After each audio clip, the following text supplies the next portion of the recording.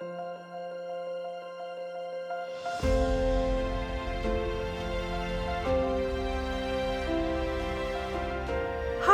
and welcome to another episode of Ask Me Anything with me, paranormal romance author Felicity Heaton. Let's jump right in with the questions. Okay, so this next question comes from Soraya, who asked me, favourite characters in the Guardians of Hades series? Well, while I make it absolutely no secret that Escher is my favourite character in the Guardians of Hades series, I think that my favourite heroine is probably not Aiko.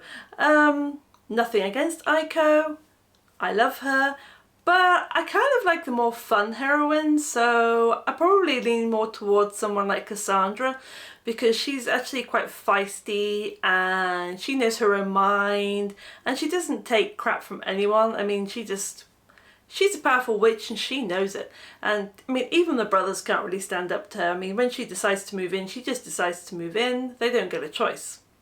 I mean, these are gods of the underworld, sons of Hades. You think that they'd be able to put their foot down, but nope, this Russian witch is here to stay and they don't get a say in it. So I really love that about her, but also at the same time, I have to admit right now that I am currently proofreading Thanatos, so I know what happens in it, and I kind of really love Calindria. I mean, she really, really comes into her own. I mean, she's not this meek little girl that everyone thinks that she is. And I kind of loved how she challenged Thanatos. I mean, she didn't take any crap from him at all. I mean, this is the big bad god of death of the underworld, and she just stood up to him at every turn. It was absolutely fantastic writing them, and I think if I had to choose a favourite couple in this series, ironically, it would be Thanatos and Calindria. I know that the series really is hinged around the sons of Hades, but yeah, the daughter of Hades is pretty kick-ass. This next question comes from Kathleen, who asked, apart from paranormal romance, is there any other genre you would like to try? Well, Kathleen, I have actually written quite a few different genres of romance in my time. Most of you probably don't know this, but I have written fantasy romance, I have written steampunk romance, I have written contemporary romance, Western romance, well, historical Western romance too, romantic suspense, and also sci-fi romance. The only ones of those you will find evidence of on my site is science fiction romance, because I do have a love of science fiction and it is a genre I would love to write more books in, to be honest. So if I had a chance, yeah, I'd probably like to write kind of more science fiction romance, but if I was looking for a genre I haven't tried yet, I mean, I don't really know. I mean, I think high fantasy, I've never written high fantasy, and I know that it can be quite intense. I mean, it takes a lot of world building to write high fantasy, and I think that's something that I could probably handle. I'd probably really enjoy it. But the question would be whether I would be able to keep the romantic elements out of it as much. I think I would probably end up writing some sort of high fantasy romance instead. Another genre I would probably love to write, I mean, I would love to write, would be, say, Regency romance. I'm a big lover of the period dramas.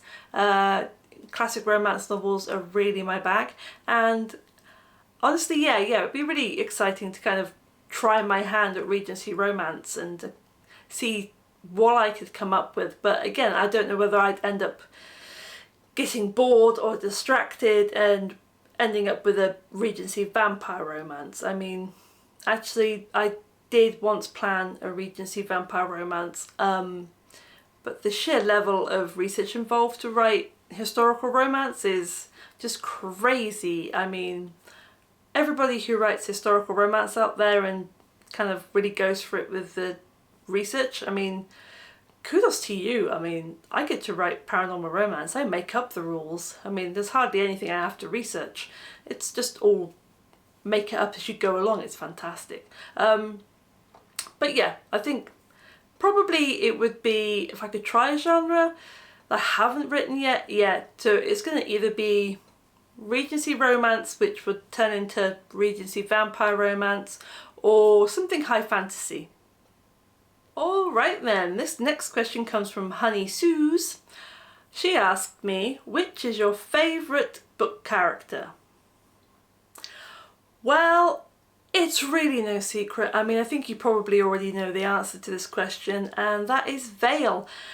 Vale stole the top spot when he walked into my head sometime mid-2012. I think I started planning the Eternal Mate series, and I came up with a series of characters to sort of start the series with, and yeah, he just, the minute he walked into my head, he made a play for my heart, and he didn't work that hard to steal it from Valentine. I mean, previously Valentine had basically held the keys to my heart since 2003 when he was being planned for his book, which is the Prophecy trilogy in the Vampire's Realm series. He held on to my heart for a long time. I mean, that's 9 years.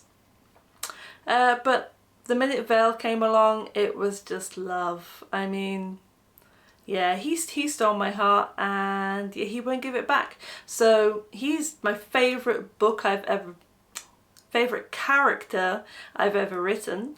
And yeah, I absolutely love the guy. So I do have rankings. I should not have favourites, I know this.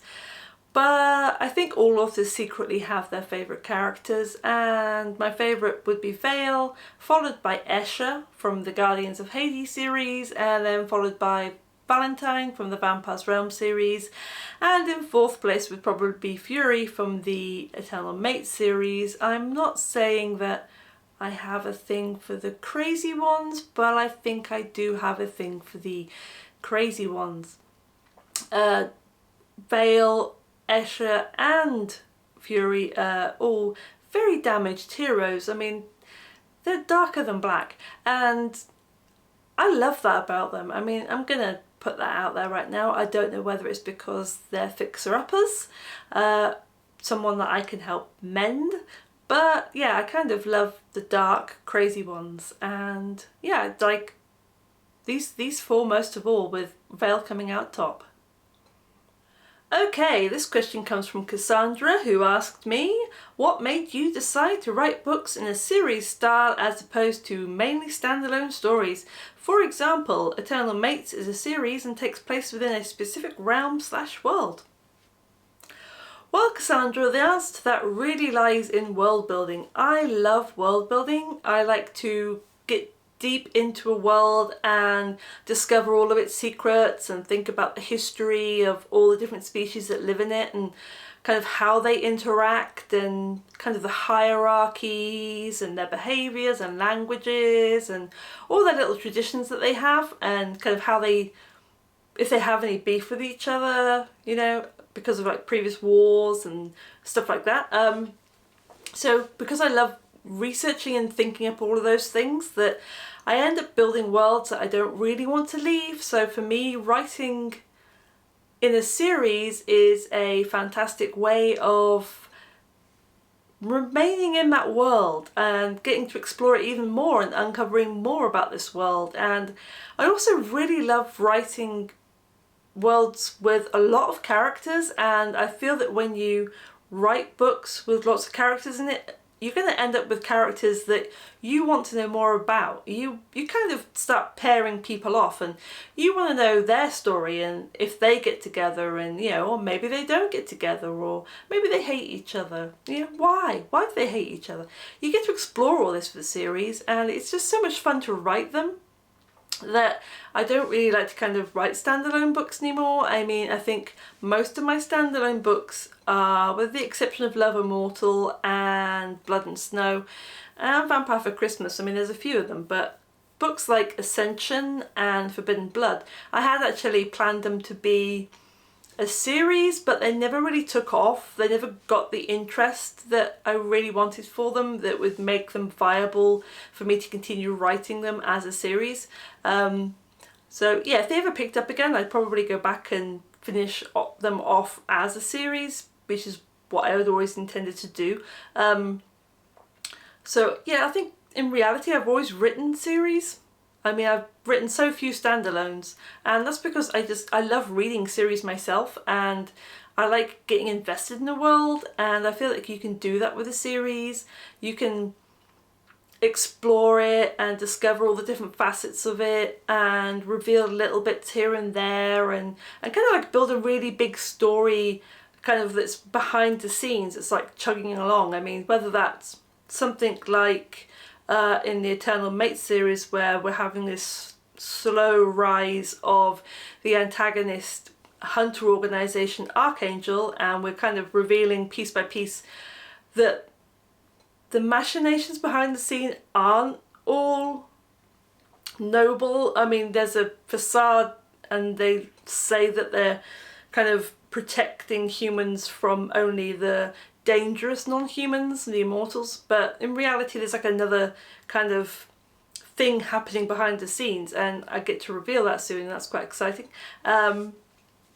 And then other series like the Guardians of Hades series, where the story arc that kind of joins them all is way more upfront. I mean, it's kind of like protect the gates, we need to protect our father and our home, basically, from this kind of like, and the mortal world, let's not forget the mortal world, from this kind of uprising that is going to end up just like destroying everything to rebuild another world in its place that these people can then rule. So that's like a really upfront arc. But yeah, so I get to explore so much when I'm writing series, and I get to kind of toy with ideas and try stuff out and just keep discovering characters that honestly, yeah, I can't see myself writing any more standalones, just purely because I don't think I could. I mean, I love writing books that all interconnect and have characters that appear, and kind of you'll see them for like 4 books, like little cameos here and there before they just suddenly pop up in their own book. And it's kind of, it's so great to be able to kind of have books where I can revisit characters as well, and you can catch up with them. I know my readers really like the fact that they get to catch up with a lot of my characters in kind of future books. And yeah, so I think writing series is all about the characters and the world building, and just how much fun it is for me to write in like a long series of books where I have so many different characters to play with. So yeah, I kind of hope that answered your question. My next question comes from Julie, who asked me to tell you about my working day. My working day used to be quite fluid. I mean, I was never really one for setting a strict schedule or things I would be doing. I tended to work on a book at a time, so if I was writing a first draft or something, I would spend most of my day doing that. If I was editing something, I would then be focused on that. This year I'm trying something different. This year, having watched people doing their end of year posts last year and talking about how many words they got written, and realising for myself that if I wrote a smaller amount every day, that the numbers would really add up, I decided to make some changes, and I've challenged myself to write every day in 2021. Now, I'm not talking like hardcore writing. All I'm doing is I'm writing somewhere between 30 minutes and an hour and a half in total of writing time, obviously not including breaks and stuff. This means that on my average of an hour a day, I can clock up around 2,000 to 2,500 words, because I've got so much writing experience under my belt now that I can write quite quickly, and I write from a very full outline, which helps me to write fast. I'm kind of like filling in the blanks, to be honest. And so I'm focused on writing an hour a day, and I do that first thing in the morning because I write best in the morning. I like to kind of get my words done and out of the way for the day, and after that I'll tend to focus on other work. So it would be like answer emails, set up promotions. I mean, I do pretty much everything myself, so my afternoon could be anything from editing and proofreading, which obviously is vital, to making covers or graphics for things or these videos, or setting up promotions and newsletter swaps, my email that goes out to my newsletter list. I mean, it really could be anything. I tend to work from around 8 AM in the morning till about 4:30 in the afternoon. That accommodates the fact that my husband gets up about 6:30 and I get up with him. And I kind of slide into my day, do my writing, admin work, editing, proofreading, planning a book. I'm always working on either editing, proofreading or planning when it comes to like afternoon work. There's always something kind of going. Sometimes I'll set aside like a week of afternoon time for other things like updating my ebooks. If they need to be updated when I have a new ebook coming out in a series, I tend to try and update the rest of them with that new book kind of mentioned in the back matter. Or updating my paperback editions if I've decided to kind of change the format slightly inside so they're more uniform. Booking promotions for my books. I mean, I have a lot of permafrees right now that I'm trying this year, so I have to keep finding promotions for those to kind of keep the downloads trickling in. But in general, yeah, I'm always working on something. I mean, I love the fact that now with this change that I put in place, I get to write every day and I don't feel the pressure to write all day long. And I mean, I used to clock up somewhere between 7,000 and 10,000 words a day, and honestly it was just really crippling on my ulnar nerves. I have really bad shoulders from writing and get really bad wrists and achy fingers. So it's been really good to kind of do my writing in smaller bite-sized chunks every day and then change to something else in the afternoon. And it's also really refreshing. I mean, I get to do a little bit of graphic work, a little bit of coding, a little bit of video making. I mean, it's a way more kind of exciting day for me than just sitting down and spending my entire day just writing and writing, or just editing and editing and editing, you know.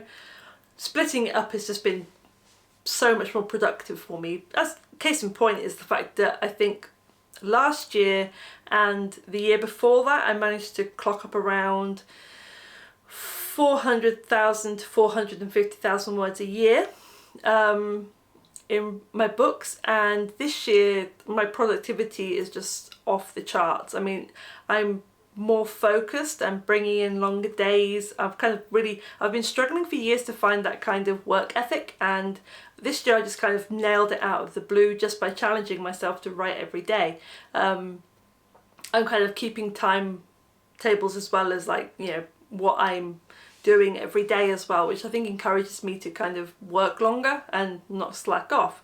But in terms of like the writing, I mean, this year alone, I mean, when I make this video, we're in May, and I've already almost matched how many words I wrote last year by simply writing a little bit every day. I've not been killing myself writing. So yeah, it's been really refreshing. If I continue as I am now, then the chances are I'll have easily written 1 million words this year just by writing for an hour, hour and a half an hour a day. And that's just fantastic. I mean, that just means, I mean, it's already something that I just want to continue with. Obviously allowing myself some time off here and there.